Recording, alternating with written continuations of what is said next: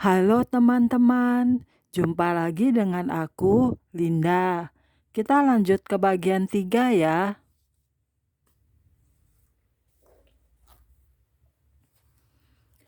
Oke, mari kita mulai. Malaikat berbeda dari manusia. Ada suatu gagasan terkenal yang mengatakan bahwa manusia akan menjadi malaikat setelah dia meninggal. Tetapi kenyataannya, malaikat sama sekali berbeda dengan manusia. Manusia tetap manusia, baik dia di bumi atau di surga, dan malaikat adalah malaikat. Orang-orang yang sudah menjadi milik Kristus akan segera pergi untuk tinggal bersama Dia ketika mereka meninggal. Mereka akan menerima tubuh kebangkitan yang penuh kemuliaan ketika Yesus kembali untuk gerejanya. Tetapi mereka tidak akan berubah menjadi malaikat. Rasul Petrus mengatakan bahwa malaikat lebih kuat dan lebih berkuasa daripada manusia. Para malaikat diciptakan sebelum manusia, dan di sepanjang Alkitab dikatakan bahwa mereka berada pada tingkatan di antara Allah dan manusia. Billy Graham dalam buku tertulisnya Angels berbicara tentang para perantara malaikat yang istimewa ini. Malaikat adalah ciptaan yang berada dalam suatu dimensi lain yang unik, sehingga kita, karena keterbatasan alami kita, nyaris tidak mungkin memahaminya. Allah telah memberikan pengertian, pengetahuan, kekuatan, dan mobilitas yang lebih tinggi kepada para malaikat daripada kita. Mereka merupakan para utusan Allah yang tugas utamanya adalah menjalankan perintahnya di dunia. Dia telah memberikan kepada mereka suatu tugas kedutaan. Dia telah merancang dan memberdayakan mereka sebagai wakil-wakil yang kudus. Malaikat adalah suatu bentuk ciptaan yang tingkatannya lebih tinggi daripada manusia dalam pengertian ini. Sekarang mereka memiliki pengetahuan rohani, kekuatan, dan mobilitas yang lebih tinggi daripada kita. Selain itu, malaikat-malaikat kudus Allah tidak pernah berbuat dosa terhadap Allah. Selama kita hidup di bumi dan belum sepenuhnya terlepas dari tubuh maut ini, seperti yang digambarkan Rasul Paulus tentang kecenderungan kita untuk berbuat dosa, maka kita tidak dapat memiliki moral sebaik para malaikat kudus Allah. Ada kalanya kita masih berdosa dan melakukan hal-hal yang bertentangan dengan kehendak Allah. Para malaikat selalu bekerja secara langsung untuk Allah dan bersama Allah, dan mereka tidak berdosa. Oleh karena itu mereka lebih tinggi daripada kita. Ketika kita menyadari bahwa para malaikat lebih tinggi daripada kita, itu bukan berarti kita merendahkan kemanusiaan kita. Raja Daud menyadari martabat dan kemuliaan manusia. Namun engkau telah memahkotainya dengan kemuliaan dan hormat. Engkau membuat dia berkuasa atas buatan tanganmu. Segala-galanya telah kau letakkan di bawah kakinya. Mazmur 8 ayat 6-7. Ayat ini begitu indah dan penting bagi jemaat Kristen mula-mula, sehingga penulis Perjanjian Baru mengutipnya dalam surat kepada jemaat di Ibrani, seperti yang telah saya katakan dalam bagian sebelumnya. Perhatikan bahwa manusia dimahkotai dengan kemuliaan dan hormat. Kita dimahkotai dengan kemuliaan dan hormat karena alasan yang pertama dan terpenting. Kita diciptakan dalam gambar dan rupa Allah. Maka Allah menciptakan manusia itu menurut gambarnya. Menurut gambar Allah diciptakannya dia, laki-laki dan perempuan diciptakannya mereka. Kejadian 1 ayat 27. Alkitab tidak mengatakan bahwa malaikat diciptakan dalam gambar dan rupa Allah. Hanya kita yang diciptakan demikian. Itulah yang membuat kita begitu berharga bagi Dia. Selain itu, manusia diberi kuasa atas semua karya Allah di muka bumi.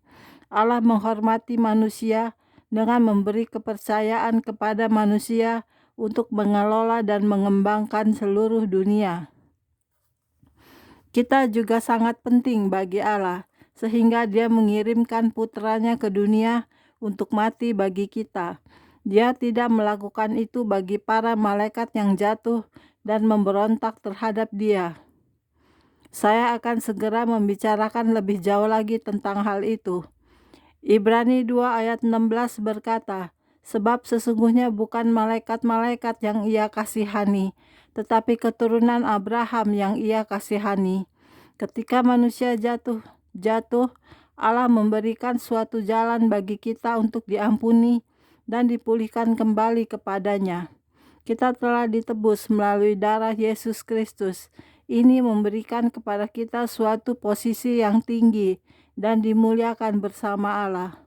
Jika Allah di pihak kita, siapakah yang akan melawan kita? Ia yang tidak menyayangkan anaknya sendiri, tetapi yang menyerahkannya bagi kita semua, bagaimanakah mungkin Ia tidak mengaruniakan segala sesuatu kepada kita bersama-sama dengan Dia?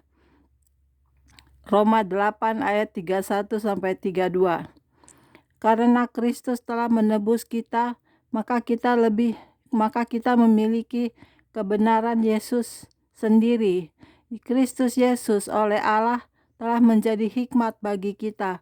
Ia membenarkan dan menguduskan dan menebus kita.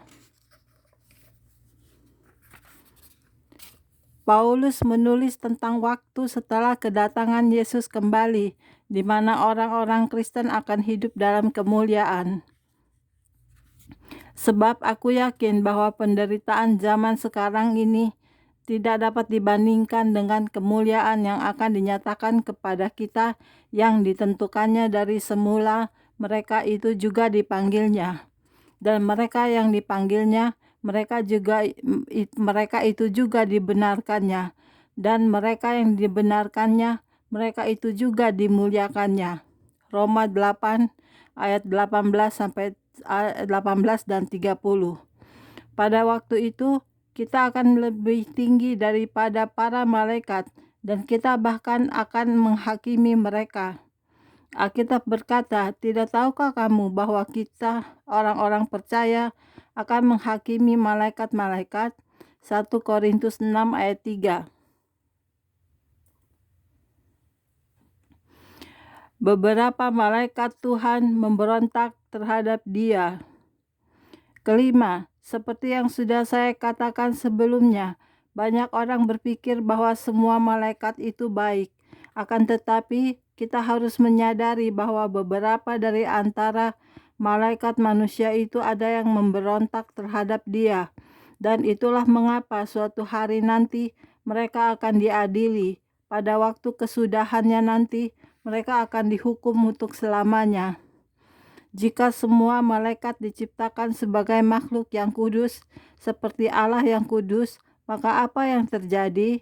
Alkitab mengatakan bahwa pada suatu ketika, setan yang disebut juga sebagai Lucifer atau iblis memberontak terhadap Allah dan diusir dari surga. Yehezkiel 28 berbicara tentang setan sebelum kejatuhannya, yaitu bahwa dahulu dia adalah kerup yang diurapi, yang berjaga, kerup penjaga, dan yang berada di gunung kudus Allah.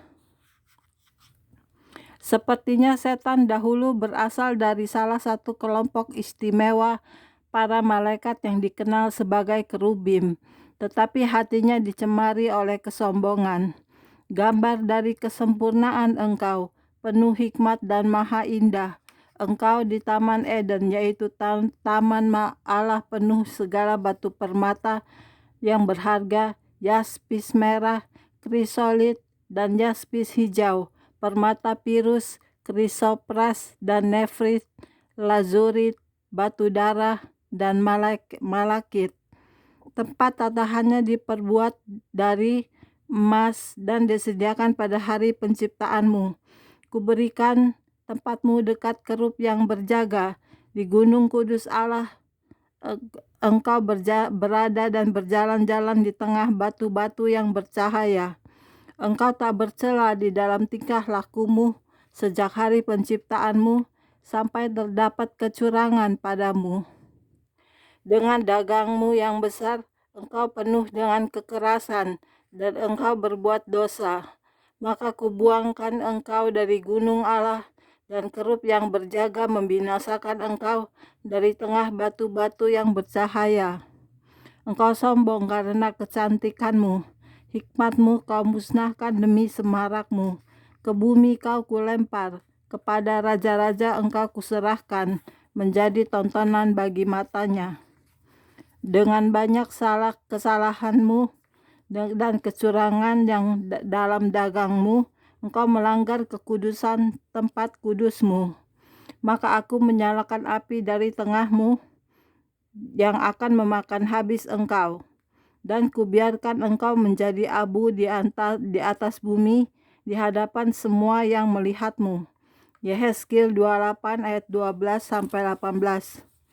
Perhatikan dalam ayat dari Yesaya berikut ini, yang juga mengatakan bahwa kesombongan adalah penyebab kejatuhan setan. Wah, engkau sudah jatuh dari langit, hai bintang timur, putra fajar, engkau sudah dipecahkan dan jatuh ke bumi. Hai yang mengalahkan bangsa-bangsa. Engkau yang tadinya berkata dalam hatimu, aku hendak naik ke langit.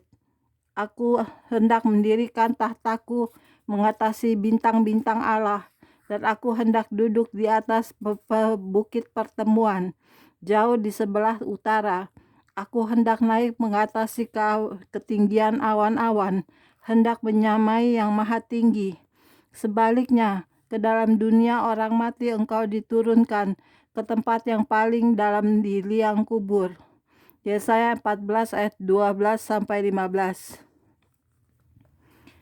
Malaikat-malaikat lainnya mengikuti setan dalam pemberontakannya, dan mereka semua jatuh dari posisi tanpa dosa mereka di surga. Berdasarkan ayat-ayat dari kitab Wahyu berikut ini, orang-orang yakin bahwa para malaikat yang pada waktu itu memberontak di surga berjumlah kira-kira sepertiga dari keseluruhannya. Maka tampaklah suatu tanda yang lain di langit, dan lihatlah, seekor naga merah padam yang besar, berkepala 7 dan bertanduk 10, dan di atas kepalanya ada 7 mahkota, dan ekornya menyeret sepertiga dari bintang-bintang di langit dan melemparkannya ke atas bumi. Maka timbullah peperangan di sorga. Mikael, kepala pasukan malaikat, dan malaikat-malaikatnya berperang melawan naga itu, dan naga itu dibantu oleh malaikat-malaikatnya, tetapi mereka tidak dapat bertahan. Mereka tidak mendapat tempat lagi di sorga. Dan naga besar itu, si ular tua yang disebut iblis atau setan, yang menyesatkan seluruh dunia, dilemparkan ke bawah. Ia dilemparkan ke bumi bersama-sama dengan malaikat-malaikatnya. Wahyu 12 ayat 3, 4, 7, 8, 9. Alkitab mengatakan kepada kita bahwa malaikat-malaikat yang jatuh itu dibuang ke neraka untuk menunggu penghakiman mereka pada zaman akhir. Sebab jikalau Allah tidak menyayangkan malaikat-malaikat yang berbuat dosa, tetapi melemparkan mereka ke dalam neraka, dan dengan demikian menyerahkannya ke dalam gua-gua yang gelap untuk menyimpan mereka sampai hari penghakiman. 2 Petrus 2 ayat 4. Alkitab juga mengungkapkan kenyataan yang serius bahwa meskipun para malaikat yang berdosa itu sudah dilempar ke neraka, setidaknya beberapa dari mereka masih terus beroperasi untuk menentang Allah dan umat-Nya.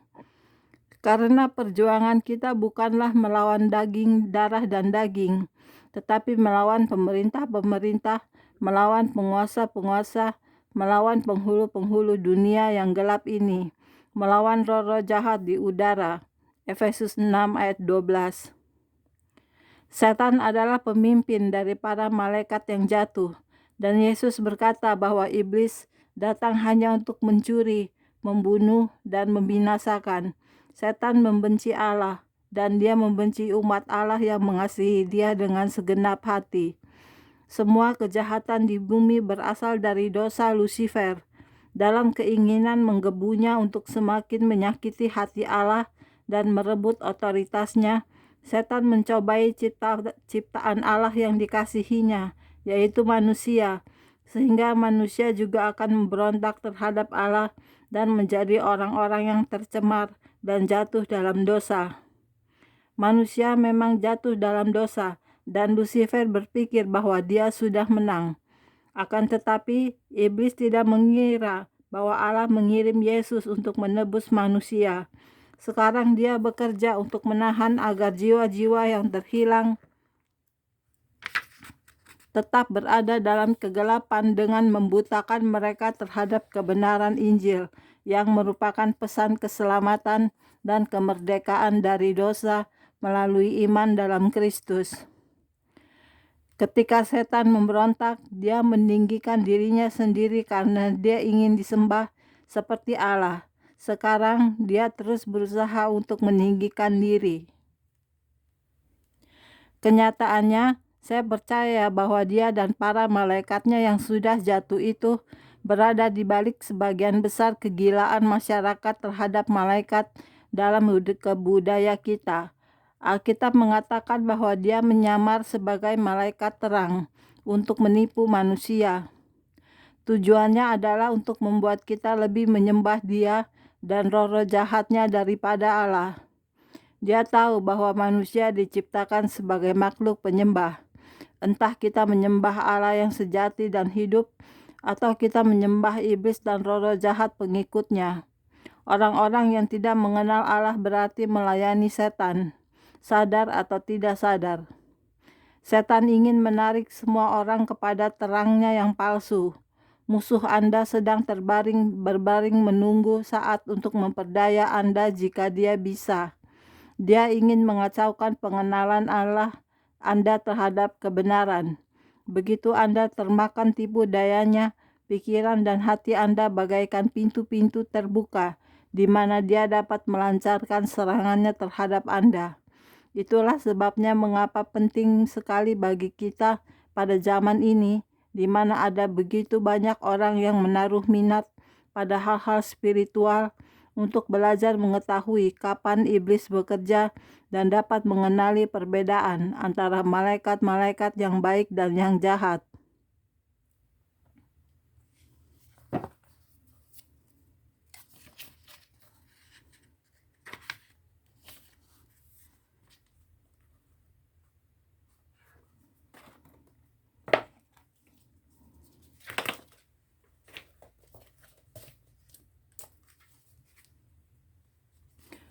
Oke, sekian dulu untuk hari ini videonya ya. Kita lanjut ke video berikutnya. Jangan lupa subscribe ya. Terima kasih. Tuhan berkati kita semua. Amin. Bye-bye.